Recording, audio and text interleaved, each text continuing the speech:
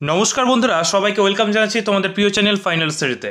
তো সামনেই তোমাদের রয়েছে প্রাইমারি টেট এক্সাম 2024 সালে, যে এক্সামটা নেওয়ার কথা হয়েছিল, তাই না? এবং তোমাদের আমরা ভিডিও করে বলেও দিয়েছি যে 2023 সালের যে পরীক্ষাটা তোমরা দিয়েছিলে প্রাইমারি টেটের, সেই পরীক্ষার তোমরা রেজাল্ট উইথ সার্টিফিকেট, মানে কোয়ালিফাইড সার্টিফিকেট, খুব তাড়াতাড়ি কিন্তু তোমরা এই মাসের মধ্যে কিন্তু তোমরা পেয়ে যাবে। অলরেডি কিন্তু ওয়েবসাইটে সেই অপশনটা কিন্তু দিয়ে দিয়েছে রেজাল্ট দেখার। এখনো পর্যন্ত লিঙ্কটা অ্যাক্টিভ হয়নি, তো একটু ওয়েট করতে হবে। তারা কিন্তু অবশ্যই লিঙ্কটা অ্যাক্টিভ করে দেবে, তখন কিন্তু আমরা এক্সট্রা ভিডিও করে তোমাদের জানিয়ে দেবো, ঠিক আছে? তো অনেকেই আসো যে তোমরা একবার অ্যান্সার কি একটা দিয়েছিল, সেই অ্যান্সার কিটা দেখে তোমরা বুঝতে পেরেছো যে কতটা তোমরা পাস করতে পারবে কিনা। তো যারা মানে কনফিউশনে রয়েছে যে না আমাদের হবে না, আমাদের 60-70 এরকমই হচ্ছে, আমাদের 82 বা 90 হচ্ছে না, তাদের জন্য কিন্তু আমি বলবো যে এবছর কিন্তু এক্সাম নেওয়া মানে প্রিপারেশন নেওয়াটাই বেটার, ঠিক আছে? তার কারণ বুঝতে পারছো সামনে একটা ইন্টারভিউ কিন্তু নোটিশ আসছে, সেহেতু অবশ্যই কিন্তু পাস থাকলে কিন্তু তোমরা কিন্তু কাজে পাবে যাদের একাডেমিক নাম্বার ভালো রয়েছে। তো অবশ্যই কিন্তু আবার কিন্তু 2024-এর জন্য মানে প্রিপারেশন কিন্তু না। এবং তোমাদের সুবিধার্থে বলি যে তোমাদের জন্য আমরা মাত্র 300 টাকাতে 2024-কে টার্গেট করে প্রাইমারি টেটের জন্য একটা স্পেশাল ব্যাচ লঞ্চ করেছি। সেই ব্যাচে যদি কেউ অ্যাডমিশন নিতে চাও, এখন অ্যাডমিশন চলছে আমাদের ব্যাচে। স্ক্রিনে যে নাম্বারটা দেখতে পাচ্ছ 9339077688, এই নাম্বারে তোমরা অথবা কল অথবা হোয়াটসঅ্যাপ কিন্তু করে নিও, ঠিক আছে? কল অথবা হোয়াটসঅ্যাপ কিন্তু তোমরা করে নিও এবং যোগাযোগ করে নিও। মাত্র 300 টাকাতে কিন্তু তোমরা ফুল কোর্সটা কিন্তু পেয়ে যাচ্ছ। তো চলো শুরু করছি। এবং আমাদের ইউটিউবে কিন্তু ফ্রি ক্লাস কিন্তু হবে, সেগুলো কিন্তু তোমরা দেখতে পারো। আজকের আমরা কিন্তু শিশুবিদ্যা ও মনস্তত্ত্ব অর্থাৎ CDP, child development and pedagogy নিয়ে কিন্তু আমরা ক্লাস করব, এবং এখানে প্রায় 31টা এমসিকিউ নিয়ে কিন্তু আমরা আলোচনা করব। তো চলো শুরু করছি আজকের ভিডিও, ঠিক আছে? এবং আমাদের প্রাইমারি টেটের ইন্টারভিউর জন্য, প্রাইমারির জন্য ইন্টারভিউর জন্য যারা পড়ার কথা ভাবছো যে ইন্টারভিউ প্রিপারেশন নেবো, তাদের জন্য কিন্তু একটা ব্যাচ লঞ্চ হয়েছে। মাত্র 100 টাকায় টোটাল ইন্টারভিউটা আমরা করাচ্ছি, ঠিক আছে? ইন্টারভিউর প্রিপারেশন করাচ্ছি, তারা কিন্তু যোগাযোগ করতে পারো। ওকে, প্রথম প্রশ্ন দেখতে পাচ্ছ, স্বাধীন ভারতের প্রথম শিক্ষা কমিশনের নাম কি? দেখো 4টি অপশন আছে: Kothari commission, Radhakrishna commission, Ramamurti commission, K C Pant. সঠিক উত্তরটি হবে অপশন বি, রাধাকৃষ্ণ কমিশন। এবং এই প্রশ্নগুলো প্রাইমারি টেটের সাথে সাথে কিন্তু এই যে ইন্টারভিউটা আসছে সামনে, এগুলোর জন্য কিন্তু ইম্পর্টেন্ট। এই প্রশ্নগুলো কিন্তু এই যে তোমাদের সিডিপি থেকে কিন্তু এই প্রশ্নগুলো কিন্তু প্রতি বছরে কিন্তু করা হয়, ঠিক আছে? এবং ইন্টারভিউ বোর্ডে কিন্তু সিডিপি থেকে ভালো লেভেলে কিন্তু প্রশ্ন করে। সিডিপি, ইভিএস এবং বাংলার যে ব্যাকরণ, এই জায়গাতে কিন্তু প্রশ্ন করে। ওকে, সেহেতু তোমাদের জন্য কিন্তু হেল্প হবে। যারা ইন্টারভিউর জন্য প্রস্তুতি নিচ্ছ তারা অবশ্যই ক্লাসটা ভালো করে দেখো। নেক্সট 2 প্রশ্ন, আগ্রহ এক ধরনের গতিশীল মানসিক প্রবণতা, এই মতের প্রবক্তা কে? সঠিক উত্তরটি দেখো 4টে অপশন আছে, আমি অপশনগুলো পড়ছি না, আমরা খুব তাড়াতাড়ি অনেকগুলো প্রশ্ন করব, সেহেতু একটু স্পিডে আমি করাচ্ছি। সঠিক উত্তর হবে অপশন এ, ড্রেভার। ওকে, নেক্সট প্রশ্ন 3 প্রশ্ন, বুদ্ধির গঠন সংক্রান্ত তত্ত্বের প্রবক্তাকে? এই যে গঠন সংক্রান্ত তত্ত্ব, বিভিন্ন যে মনোবিদের বিভিন্ন তত্ত্ব থেকে কিন্তু তোমাদের ভালো লেভেলে কিন্তু প্রশ্ন কিন্তু পরীক্ষা এবং ইন্টারভিউতে কিন্তু আস্ক করা হয়। তো দেখতে পাচ্ছ স্পিয়ারম্যান, থর্নডাইক, গিলফোর্ড, ভার্নন। সঠিক উত্তর কি হবে এই প্রশ্ন? সঠিক উত্তর হবে অপশন সি, গিলফোর্ড হয়ে যাবে সঠিক উত্তর। ওকে, নেক্সট তোমার 4 প্রশ্ন, 7 থেকে 12 বছর বয়সকালকে কি বলা হয়? তোমার টোটালটাই পড়তে হবে একদম, কৈশোর, শৈশব, প্রারম্ভিক, বয়সন্ধি। তো এখানে প্রশ্ন জিজ্ঞেস করা হচ্ছে 7 থেকে 12 পর্যন্ত যে তোমার বয়সকাল, সেই বয়সকালকে কি বলা হয়? সঠিক উত্তর অপশন ডি, প্রান্তীয় বাল্যকাল কিন্তু বলা হয়ে থাকে। ওকে, 5 প্রশ্ন, শিক্ষক হিসেবে ছাত্রদের সঙ্গে কেমন ব্যবহার করা উচিত? দেখো কি বলেছে, নিজের পুত্রের মতো সমমর্যাদার উপরে কোনোটি নয়। দেখো সমমর্যাদার, এটা তো ঠিক, বলছে কেমন ব্যবহার করা উচিত। একজন শিক্ষক হিসেবে একজন ছাত্রের সাথে যদি ফ্রেন্ডলি আচরণ করে, তাহলে সেই মাস্টারটা কিন্তু তোমাকে ছাত্রটা কিন্তু তোমাকে সব কিছু বলতে পারবে, তোমাকে আলোচনা করতে পারবে, তাই যদি কোনো ডাউট হয় সেটা আস্ক করতে পারবে।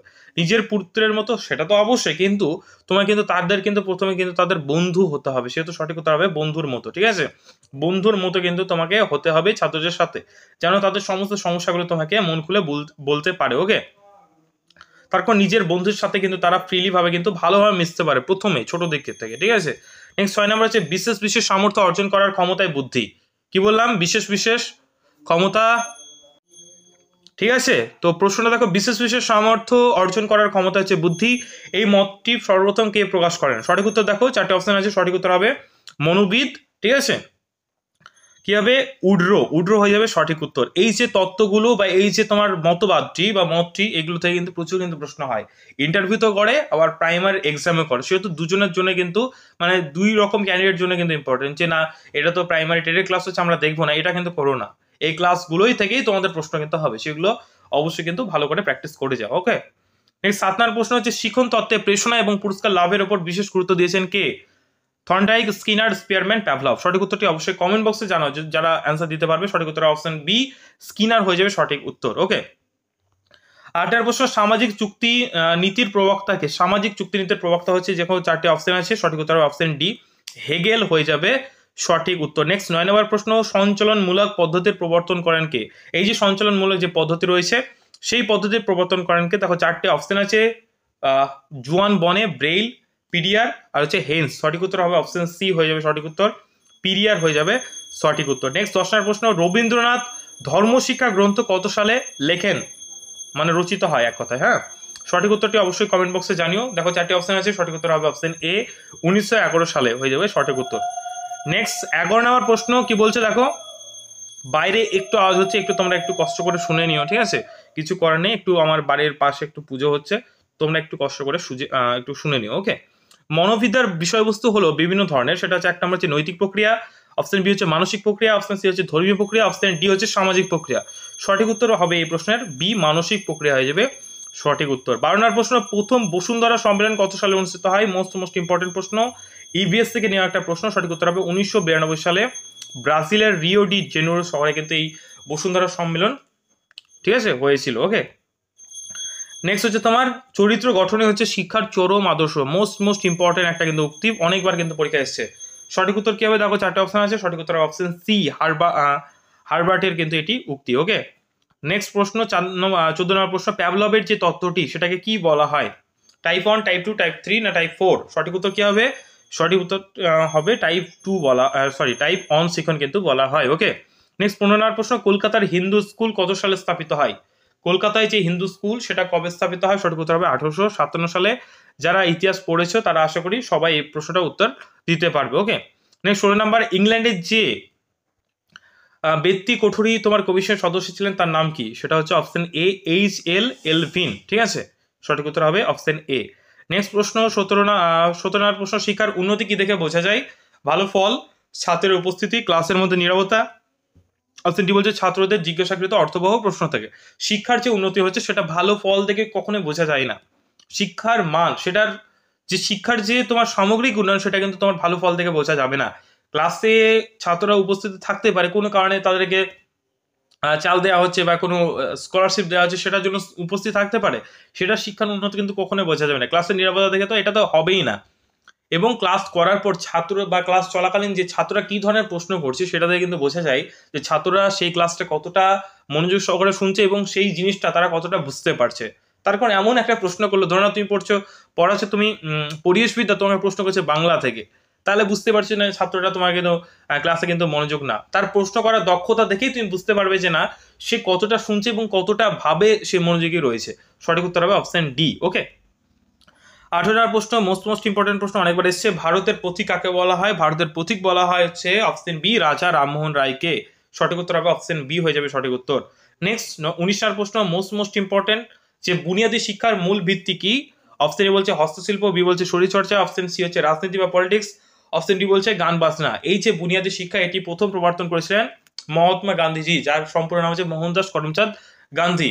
তো এই বুনিয়াদী শিক্ষা মানে হাতে কলমে যে শিক্ষা, ঠিক আছে, মানে কাজ করার মাধ্যমে যে শিক্ষা, সেটা হচ্ছে তোমার হস্তশিল্প হয়ে যাবে সঠিক উত্তর, অপশন এ হয়ে যাবে সঠিক উত্তর। ওকে, নেক্সট কি বলছে 15 নম্বর প্রশ্ন কলকাতায় হিন্দু স্কুল কত সরি একটু ভুল হয়ে গেলাম, হ্যাঁ আমি বুঝতে পারিনি, একটু দাঁড়াও।